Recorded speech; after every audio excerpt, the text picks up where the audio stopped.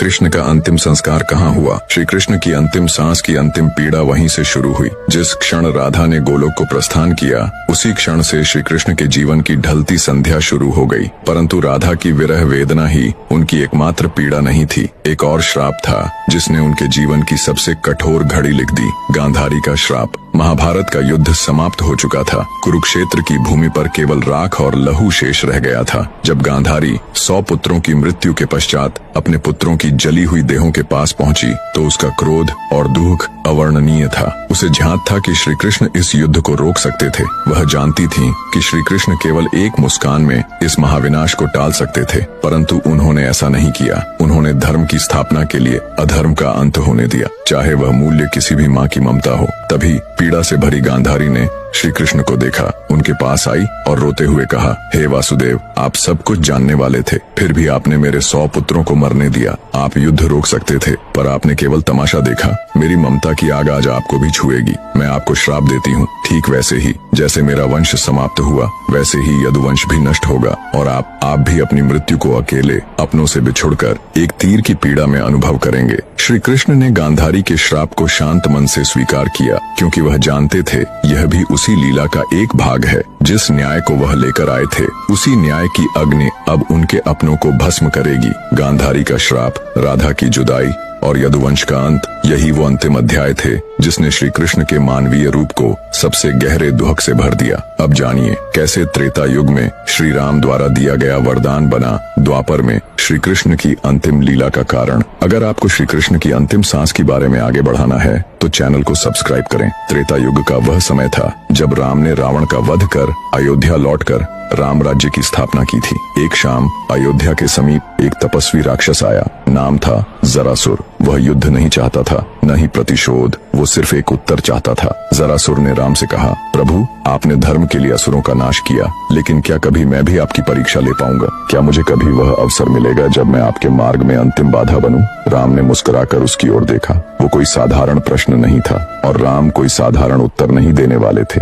राम बोले, जब मैं द्वापर में श्री कृष्ण रूप में जन्म लूंगा, तब तू मनुष्य रूप में जन्मेगा और वही जीवन तुझे वह अवसर देगा जिसकी तू आज याचना कर रहा है। तेरे हाथों ही मेरी लीला इस धरती पर पूर्ण होगी, ये मेरा वचन है। जरासुर झुक गया। उसने नहीं जाना कि वह वचन युगों बाद एक महारहस्य का कारण बनेगा। समय बीतता गया, युग बदले और द्वापर में वो वचन धीरे धीरे श्री कृष्ण के अंतिम क्षणों की ओर बढ़ने लगा। जब लीला पूरी हो चुकी थी और ब्रह्मांड का सबसे बड़ा प्रेमी अपने सबसे गहरे अकेलेपन में डूब चुका था, वो द्वारका का अंत था। सब कुछ समाप्त हो चुका था। यदुवंश का नाश, रणभूमि की गूंजती चीत्कार और अपनों की ही तलवारों से बिखर चुका भविष्य। श्री कृष्ण अब अकेले थे। न सुदर्शन उनके हाथों में था, न अर्जुन उनके पास, न राधा उनके हृदय के सबसे निकट वाली आत्मा। श्री कृष्ण एकांत में द्वारका से बहुत दूर एक शांत वन में पहुंचे। वहीं एक पुराना पीपल का पेड़ था। उसी की छाया तले बैठ गए। उनके गले में वही बांसुरी लटकी थी जो कभी राधा के लिए बजती थी।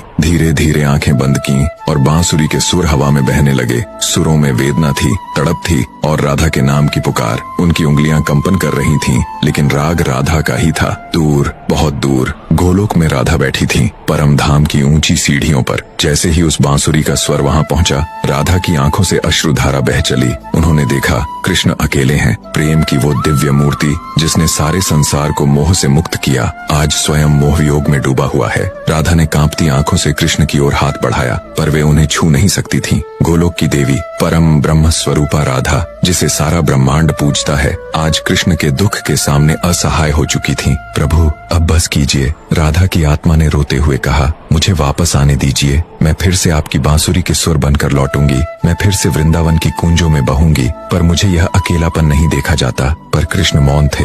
बांसुरी बंद नहीं हुई, बस स्वर धीमे हो गए, जैसे किसी नदी की अंतिम लहरें पत्थरों से टकराकर थक चुकी हों। आकाश स्तब्ध था, धरती निःशब्द थी और समय उस क्षण के आगे बढ़ना भूल गया जब ईश्वर भी थक गया। धीरे धीरे सांझ उतर रही थी। पीपल का वह पेड़ जो वर्षों से बस एक साक्षी था, आज श्री कृष्ण की अंतिम सांसों का गवाह बनने जा रहा था। उसकी जड़ों के पास एक थकी हुई देह बैठी थी, वो देह जिसने पूरे युग को चलाया, जिसके इशारे पर धर्म टिका रहा। आज वही देह कांप रही थी, अकेली, शांत और टूटी हुई। कृष्ण की आंखें बंद थीं, लेकिन मन में बवंडर चल रहा था। एक जीवन जिसमें कभी विश्राम नहीं मिला। मैं जन्मा तो माँ की गोद भी पूरी नहीं मिली, देवकी की कोख से जन्म लिया, पर पहली बार जब आंख खोली, मेरे चारों ओर जेल की दीवारें थीं। माँ यशोदा ने पाला, पर जन्म देने वाली माँ को देखने तक न मिला। माँ के स्पर्श की तलाश, बालपन की मासूम हंसी कभी जी नहीं सका। जिस उम्र में बच्चे कंदमूल खाते हैं, मैं राक्षसों से लड़ा, और फिर आया प्रेम। राधा, मेरा सबसे सुंदर,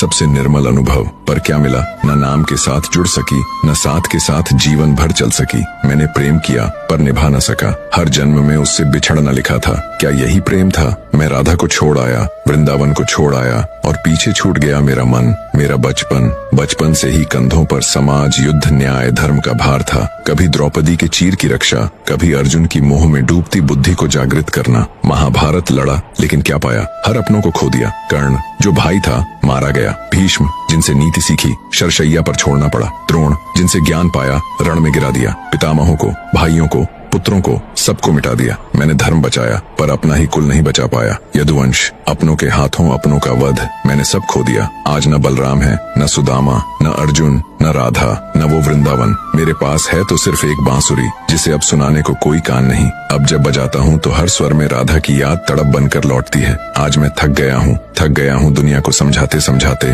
प्रेम किया, छोड़ना पड़ा। माता मिली, दूर हो गई। भाई मिले, युद्ध में खो दिए। राज मिला, पर सुख कभी न आया। इतना सब सहने के बाद भी आज मेरी अंतिम सांसें हैं, और मैं अकेला हूँ इस पीपल के नीचे, जहाँ कोई नहीं है सिवाय मेरी टूटी बांसुरी के। शायद अब यही ठीक है। शायद अब राधा के पास लौटने का समय आ गया है। शायद अब मैं भी विश्राम का अधिकारी हूँ। धीरे से श्री कृष्ण बांसुरी को होठों से हटाते हैं और दोनों हाथों से उसे मोड़ते हैं। एक टुक बांसुरी टूट जाती है। राधा की स्मृति कृष्ण की आत्मा के साथ टूटकर उस पीपल के नीचे कहीं खो जाती है। अब बस एक शांति है, गहन, गूंजती हुई, जैसे स्वयं समय थम गया हो। पीपल के पेड़ के नीचे श्री कृष्ण जमीन पर लेटे हुए थे। आंखें आसमान की ओर थीं। बांसुरी अब भी उनके होठों से सटी थी, लेकिन अब कोई धुन नहीं निकल रही थी। शरीर थक चुका था, मन शून्य हो गया था। तभी दूर जंगल में शिकारी जरा अपने शिकार की तलाश में भटक रहा था। उसकी नजर श्री कृष्ण के चरणों पर पड़ी। गेरुआ पीतांबर की सुनहरी चमक और पैर का अंगूठा। दूर से देखा तो उसे लगा कोई हिरण झाड़ियों में छिपा है। जरा ने धनुष उठाया, बिना सोचे विचारे बाण चढ़ाया और चला दिया। बाण हवा चीरता हुआ सीधा श्री कृष्ण के पैर में आकर लगा। प्रभु, मुझसे बहुत बड़ा अपराध हो गया, मैं अपराधी हूँ। श्री कृष्ण ने थके स्वर में कहा, उठो जरा, तुमने अपना कर्म किया है। ये वही समय था जब मुझे अपना शरीर त्यागना था। ये तुम्हारा नहीं, मेरे कर्मों का फल था। तुम बस निमित्त बने। जरा फूट फूट कर रोने लगा। श्री कृष्ण ने आंखें बंद की। मैंने जन्म लिया, अपने कुल को नष्ट होते देखा, धर्म के लिए अपनों को खोया। हर जीवन में प्रेम पाया, पर उसे पूर्ण नहीं कर पाया। पर आज अब विश्राम का समय है। धीरे धीरे उनका स्वर मंद पड़ता गया। अंतिम सांस लेते हुए उनके होठों से एक शब्द निकला, राधे राधे, और श्री कृष्ण ने देह त्याग दिया। देखिए भाग 3 में कैसे हुआ श्री कृष्ण का अंतिम संस्कार, वो दृश्य जो आपकी रूह को झकझोर देगा।